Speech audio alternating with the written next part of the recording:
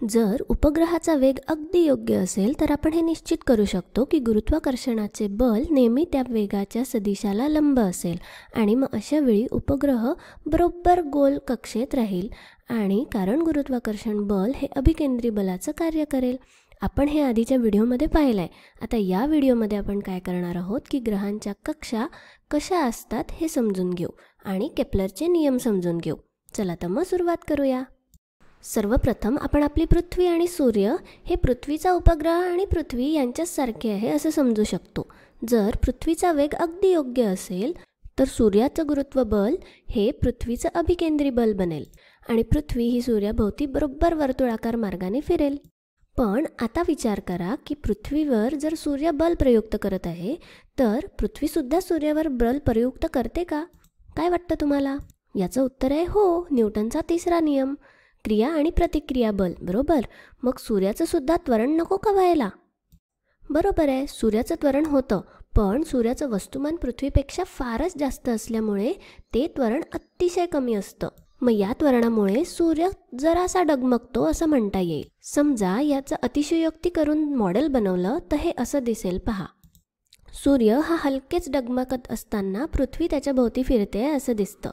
पण ही डगमगसुद्धा खूपच छोटीशी असल्यामुळे आपण मॉडेल बनवताना हे पूर्णपणे दुर्लक्षित करू शकतो आणि पृथ्वी फक्त आपल्या कक्षेत फिरते आहे असं गृहीत धरू शकतो. ओके, आता हे सगळं ठीक आहे, पण हे सगळं तेव्हाच खरं असेल जेव्हा हा वेग अगदी योग्य असेल तेव्हा. या वेगाचे मूल्य जर थोडेसे जास्त किंवा थोडेसे कमी असेल तर मग काय होईल? पृथ्वीच्या वेगाचं मूल्य जर थोडंसं जास्त असेल तर ही पृथ्वी या दिसणाऱ्या वृत्तापासून दूर जाईल, अशा प्रकारे ह्या मार्गाने जाईल. पण थोडासा वेग कमी असेल तर ती या मार्गाने जाईल, आतल्या दिशेने, सूर्याच्या जवळ. आता सामान्यतः कुठल्याही ग्रहाची कक्षा ही बरोबर वर्तुळाकार नसून लंबवर्तुळाकार असते अशी. याला म्हणतात एलिप्स. आणि हा आकार म्हणजे जणू काही दोन्ही बाजूंनी दाबून टाकलेला वर्तुळच आहे. पण आता ह्याची जरा योग्य व्याख्या समजून घेऊ. त्यासाठी 2 पिना घ्या आणि मग थर्मोकोलवर कागद ठेवून त्यात ह्या 2 पिना खोचून पहा. मग त्याभोवती सैलसर दोरा बांधून पेन किंवा पेन्सिलीने दोरा नेहमी ताणलेला असेल हे लक्षात घेऊन असा आकार काढा. यालाच लंबवर्तुळ किंवा एलिप्स म्हणतात.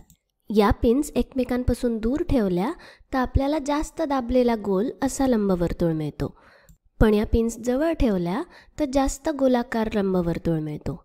म्हणजे मग वर्तुळाकार हा लंबवर्तुळाचा विशेष प्रकार आहे ज्याच्यात दोन्ही पिना एकाच बिंदूवर ठेवलेल्या आहेत. आता एखादा लंबवर्तुळ किती चिंचडलेला आहे हे दाखवण्यासाठी आपण इसेंट्रिसिटी किंवा उत्केंद्रता या संख्येचा वापर करतो. या संख्येचं मूल्य 0 ते 1च्या दरम्यान असतं. मग वर्तुळाची इसेंट्रिसिटी 0 असते. पण खूप जास्त चिंचडलेला वर्तुळ असेल तो असा अगदी रेषेसारखा दिसतो आणि मग त्याची इसेंट्रिसिटी 1 असते. आणि हो, अजून एक, ज्या बिंदूंवर आपण ह्या पिन खोचल्या आहे त्या बिंदूंना नाभी बिंदू म्हणतात. इंग्लिशमध्ये एकवचनी फोकस, अनेकवचनी फोसाय असं म्हणतात. पण वर्तुळाचे दोन्ही नाभी बिंदू एकाच ठिकाणी असल्यामुळे तो वर्तुळाचा केंद्रबिंदू असतो. आता सूर्याच्या ग्रहांच्या कक्षांची गंमत म्हणजे सूर्य या कक्षेच्या नाभीबिंदूवर असतो. तो या कक्षांच्या मध्यभागी कधीही नसतो. या 2पैकी एका नाभीबिंदूवर सूर्य नेहमी असतो. मी जेव्हा हे पहिल्यांदा ऐकलं मला असं वाटलं की याच कारणामुळे पृथ्वीवर वेगवेगळे ऋतू असतात. पृथ्वी इथे असली की उन्हाळा आणि मग पृथ्वी सूर्यापासून दूर गेली इथे असली की मग हिवाळा. पण हे चुकीचं आहे ना, कारण नाही तर काय झालं असतं, पृथ्वीवर सगळ्या ठिकाणी एकाच वेळी उन्हाळा आणि एकाच वेळी हिवाळा असला असता. पण असं तर होत नाही. मग असं आहे की आपल्या ग्रहांची कक्षा ही इतकी चिंचडलेली नसते. जवळपास सगळ्याच ग्रहांच्या कक्षा या गोलाकारच असतात. त्यांची इसेंट्रिसिटी जवळपास 0च असते आणि म्हणून सूर्य आणि पृथ्वीमधलं अंतर हे जवळपास सारखंच राहतं. आणि मग पृथ्वीवर ऋतू असण्याचं खरं कारण म्हणजे पृथ्वीच्या आपल्या घूर्ण नक्षाचा थोडासा झुकाव आहे. पण त्याबद्दल आपण या व्हिडिओमध्ये नाही बोलूया. मग आतापर्यंत आपण जे काही पाहिलं त्यावरून आपण केप्लरचा पहिला नियम लिहू शकतो. हा नियम असं सांगतो की सगळे ग्रह हे सूर्याभोवती लंबवर्तुळाकार कक्षांमध्ये फिरतात आणि या लंबवर्तुळाच्या एका नाभीबिंदूवर सूर्य असतो. योहानस केप्लर या शास्त्रज्ञाने अनेक ग्रहांचा अनेक वर्ष अभ्यास करून 3 नियम मांडले. त्यातला हा पहिला नियम. आपण पाहिलं की जवळपास सगळ्या ग्रहांची कक्षा ही वर्तुळाकार सारखीच असते. त्या लंबवर्तुळ कक्षेची इसेंट्रिसिटी शून्याच्या जवळ असते.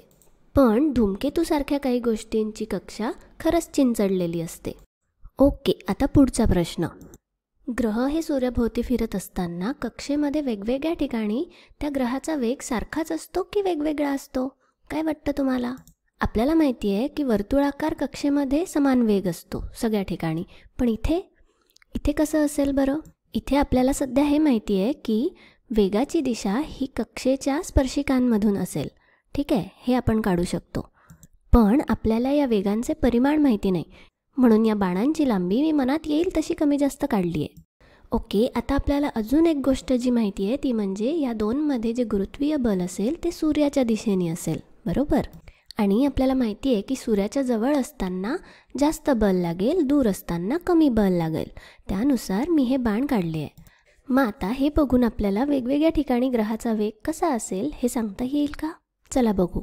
मी असा विचार करते आहे की या ठिकाणी या बिंदूवर हा ग्रह असताना त्याच्या वेगाच्या सदिशाला आपण पहिले लंब काढूया. आता हा लंब ज्या दिशेने काढला आहे त्या दिशेने गुरुत्वीय बल प्रयुक्त होत असेल तर आपल्या ग्रहाचा वेग बदलणार नाही, फक्त दिशा बदलत जाईल. हे आपल्याला माहिती आहे, बरोबर?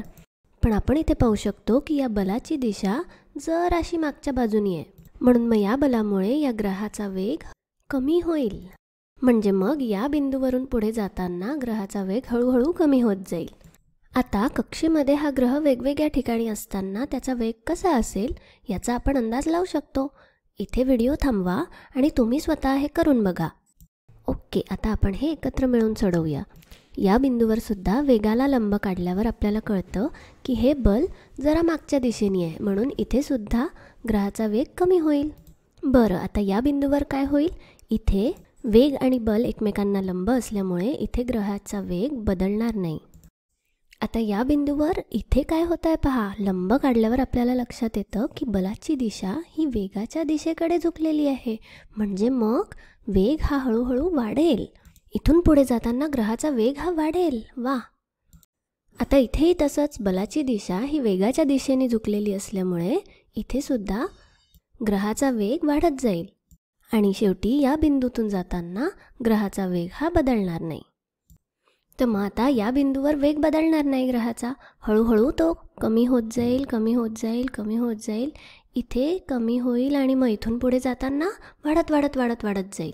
तर म्हणजे मग या बिंदूवर सगळ्यात जास्त वेग असेल ग्रहाचा आणि मग हळूहळू कमी होऊन होऊन या ठिकाणी या बिंदूवर सगळ्यात कमी वेग असेल.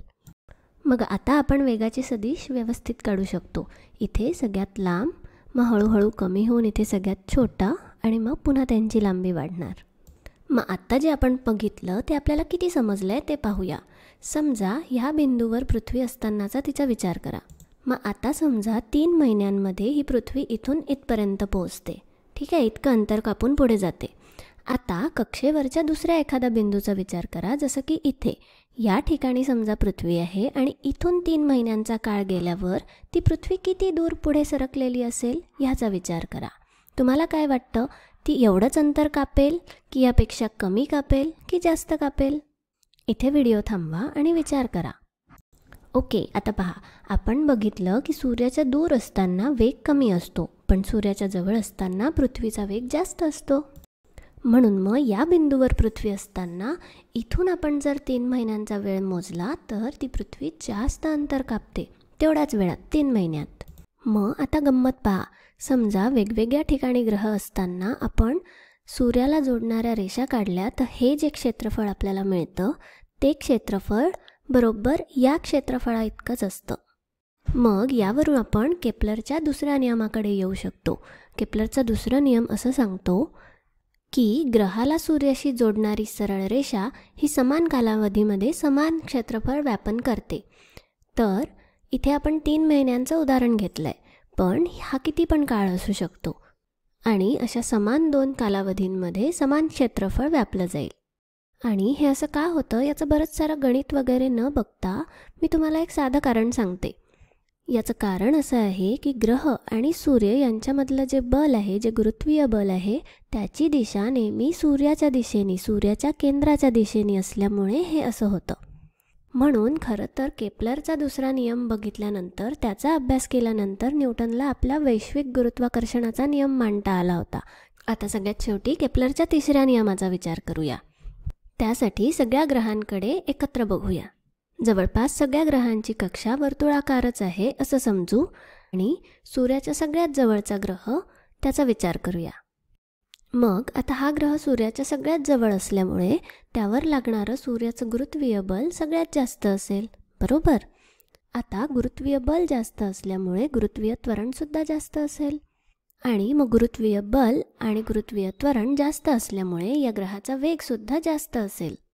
मग आता जेव्हा आपण सूर्यापासून अजून दूरच्या ग्रहाचा विचार करू तेव्हा त्या ग्रहावर सूर्याचं गुरुत्वीय बल कमी असेल. मग आता बल कमी असल्यामुळे गुरुत्वीय त्वरणसुद्धा कमी असेल. आता तुम्ही म्हणाल की गुरुत्वीय बल तर वस्तुमानावर अवलंबून असतं. हो, वस्तुमान कोणाचं? सूर्याचं. सूर्याच्या वस्तुमानावर गुरुत्वीय बल अवलंबून असेल, पण ग्रहाच्या वस्तुमानावर नाही. म्हणून मग या दूरच्या ग्रहाला त्याच्या कक्षेमध्ये राहण्यासाठी कमी वेगाने फिरलं तरी चालेल, कारण त्यावर प्रयुक्त होणारं गुरुत्वीय बल आणि गुरुत्वीय त्वरण हे तुलनेने फार कमी आहे. मग आता तुम्ही सांगू शकता का की सूर्याच्या भोवती एकदा परिभ्रमण करायला कोणत्या ग्रहाला जास्त वेळ लागेल? पहा, आपल्याला दिसतंय की या ग्रहाचा वेग जास्त आहे आणि त्याची कक्षा लहान आहे, पण या दुसऱ्या ग्रहाचा वेगही कमी आहे आणि त्याची कक्षा जास्त लांब आहे. म्हणून मग सूर्याच्या जवळ असलेल्या ग्रहाला सूर्याभोवती एकदा परिभ्रमण करायला कमी वेळ लागेल आणि सूर्याच्या दूर असलेल्या ग्रहाला जास्त वेळ लागेल. तर मग हाच आहे केपलरचा तिसरा नियम. केपलरचा तिसरा नियम खरं तर फार गणितीय आहे, पण आपण तो अशा प्रकारे न बघता आपण सोप्या पद्धतीने शिकूया. त्यानुसार सूर्यापासून असलेलं ग्रहाचं सरासरी अंतर जितकं जास्त असेल तितकाच त्याचा आवर्तकालसुद्धा जास्त असेल. तर हे आहेत केपलरचे 3 नियम. पहिला नियम सांगतो की ग्रहाची कक्षा ही लंबवर्तुळाकार असून सूर्य त्या कक्षेच्या एका नाभीवर असतो. दुसरा नियम असं म्हणतो की ग्रहाला सूर्याची जोडणारी सरळ रेषा ही समान कालावधीत समान क्षेत्रफळ व्यापन करते. आणि केपलरचा तिसरा नियम असं सांगतो की ग्रहाचं सूर्यापासूनचं सरासरी अंतर जितकं जास्त असेल तितका जास्त त्या ग्रहाचा आवर्तकाल असेल. ठीक आहे, या व्हिडिओसाठी इतकंच. धन्यवाद.